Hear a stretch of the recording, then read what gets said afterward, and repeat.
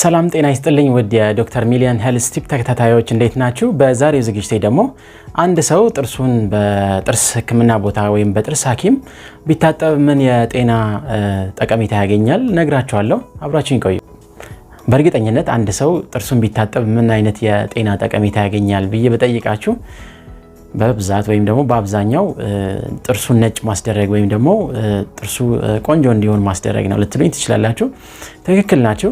ነገር ግን ብዙ ሰዎች ከዚህ ከጥርስ መታጠብ ጋር ተያይዞ ብዙ ጥያቄዎችን ያነሳሉ። በተለይ በእኛ ማህበረሰብ ዘንድ ጥርስን ማሳጠብ የጥርስን መስተዋት ይነካል እንዲሁም ቶሎ እንዲቆሽሽ ያደርጋል የሚሉ ሰዎች አሉ። ስለነዚህ ታዲያ ትንሽ ማብራሪያ ልስጣችሁና ወደ ነጥቦች እሄዳለሁ። ጥርስን ማሳጠብ በነገራችን ላይ ብዙ ጥቅም አለው። ነገር ግን ቅድም እንዳልኳችሁ ጥርስን ማሳጠብ አንደኛ የጥርስን መስተዋት ይሰብራል ወይም ደግሞ የጥርስን መስተዋት ይነካል። ስለዚህ ጥርስን ማሳጠብ ጉዳት አለው የሚሉ ማህበረሰብ ክፍል ሰዎች አሉ። እንዲሁም ደግሞ ጥርስን መታጠብ ቶሎ እንዲቆሽሽ ያደርጋል የሚሉ ሰዎች አሉ። ለዚህ ታዲያ ለመጀመሪያው ጥርስን መታጠብ የጥርስን መስተዋት ይነካል ለሚሉ ሰዎች ምላሽ የሚሆነው ምንድነው? ጥርስን መታጠብ ምንም የጥርስን መስተዋት አይነካም። ማሽኑ ወይም ደግሞ ማጠቢያው ማሽን ጥርስን የሚቦርቡር ወይም ደግሞ የጥርስን መስተዋት እንደሚባለው የሚሰብር አይነት ማሽን አይደለም። እንዲሁም ደግሞ ጥርስን መታጠብ ቶሎ እንዲቆሽሽ ያደርጋል የሚሉ ሰዎችም አሉ። አንድ ምሳሌ ልስጣችሁ። ለምሳሌ አንድ ሰው ጸጉሩን ባይታጠብ ወይም ደግሞ መታጠብ ባለበት ጊዜ ባይታጠብ ጸጉሩ ምን ይሆናል? ይቆሽሻል አይደለም? ስለዚህ ብዙ ጊዜ ጥርስን መታጠብ ወይም ደግሞ እንደዚህ በጥርስ ሐኪም ቤት ሄዶ ጥርስን እንዲጸዳ ማስደረግ ከበፊቱ ፈካ ብሎ እንዲታይ ያደርጋል። ስለዚህ የኛ ማህበረሰብ ወይም ደግሞ እኛ ብዙ ጊዜ ጥርሳችንን አንፍቅም። ቢያንስ የሰው ልጅ ጥርሱን በቀን 2 ጊዜ በጥርስ ሳሙና እንዲሁም በጥርስ ብሩሽ ማጽዳት አለበት። በተጨማሪ ደግሞ በቀን 1 ጊዜ ፍሎስ ማድረግ ያስፈልጋል። ይህንን ማናደርግ ከሆነ ያው ጥርሳችን ይበልዛል፣ ይቆሻል፣ ይቦረቦራል። ስለዚህ ጥርስን በምንታጠብ ሰዓት ነጣ ብሎ ስለሚታይ ይህንን ስለማናደርግ ቅድም ያልኳችሁን ነጥብ ማለት ነው በቀን 2 ጊዜ መፋቁንና በቀን 1 ጊዜ ፍሎስ ማድረጉን ይህንን ስለማናደርግ ተመልሶ ይበልዛል። ስለዚህ ሰዎች የሚያስቡት ቶሎ ይበልዛል የሚል አይነት አመለካከት አለ። በነገራችን ላይ አንድ ጤናማ ሰው በአመት 2 ጊዜ ጥርሱን በጥርስ ሐኪም ታይቶ በጥርስ ማሽን ወይም ደግሞ በጥርስ እጥበት ማሽን መታጠብ አለበት። ይህንን ካላደረገ ጥርስ በቀላሉ ሊቆሽሽ ይችላል፣ እንዲሁም ደግሞ ከፍተኛ የሆነ ጉዳት ሊያስከትል ይችላል። ለማንኛውም ወደ ዛሬው ነጥቤ ልመለስና በጥርስ ማሽን ወይም ደግሞ በጥርስ እጥበት ማሽን በጥርስ ሐኪም ጥርሳችንን መታጠብ ምን አይነት የጤና ጥቅም ያስገኛል የሚለው ነው ዋናው ነጥባችን። ስለዚህ ዛሬ 5 ነጥቦችን እነግራችኋለሁ ከዚህ ከጥርስ ማሳጠብ ጋር የሚገኙ ጥቅሞችን። አብራችሁኝ ቆዩ። የመጀመሪያው ታዲያ ጥርስ የመቦርቦር ሂደትን ያስቀራል ወይም ይከላከላል። በቀን 2 ጊዜ ቅድም እንዳልኳችሁ ጥርሳችን ብናጸዳም እንዲሁም በቀን 1 ጊዜ ፍሎስ ብናደርግም ከጥርስ ቆሻሻ ወይም ደግሞ እንደዚህ ሻሃላ ከምንለው ነገር መትረፍ አይቻልም።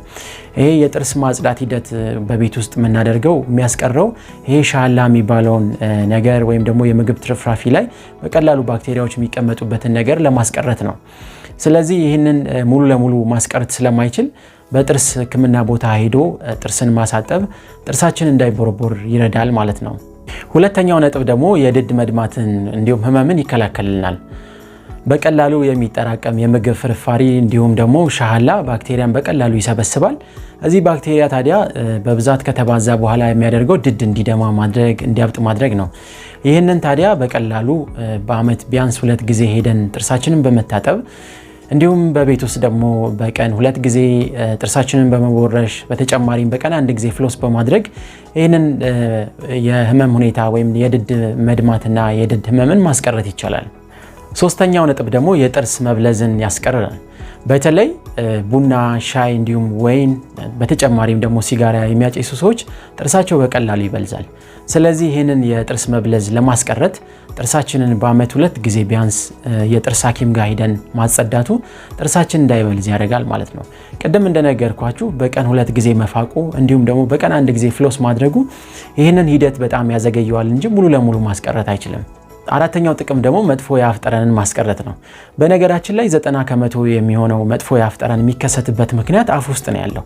ለምሳሌ ምላሳችንን አለማጽዳት ሊሆን ይችላል። በቀላሉ ቅድም እንዳልኳችሁ ሻህላ መኖር፣ እንዲሁም ደግሞ የምግብ ትርፍራፊ ሲኖር በደንብ አለማጽዳት፣ እነዚህ ምክንያቶች ነው። ስለዚህ ይህ መጥፎ የአፍ ጠረን 90% የሚሆነው ቅድም እንዳልኳችሁ ከአፍ ውስጥ ነው የሚመነጨው።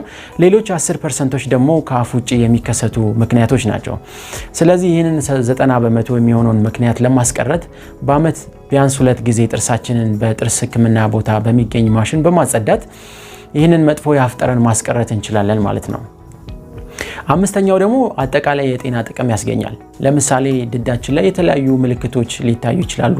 በሰውነታችን ውስጥ የሚከሰቱ ህመሞች ጋር ተያይዞ ለምሳሌ የስኳር ህመምን መውሰድ እንችላለን። እንዲሁም የኩላሊት ችግርን በቀላሉ ድዳችን ላይ ምልክቱ ይታያል። ስለዚህ የጥርስ ሐኪም ጋር ሄደን ጥርሳችንን ስንታጠብ ወይም እንዲሁም ሐኪማችን ሲያየን ያሉ ችግሮች ካሉ በቀላሉ ተገናኘ ሊደርስብን የሚችለውን መጥፎ ኮምፕሊኬሽን ወይም ውስብስብ የሆነ የጤና ችግር ማስቀረት ይቻላል።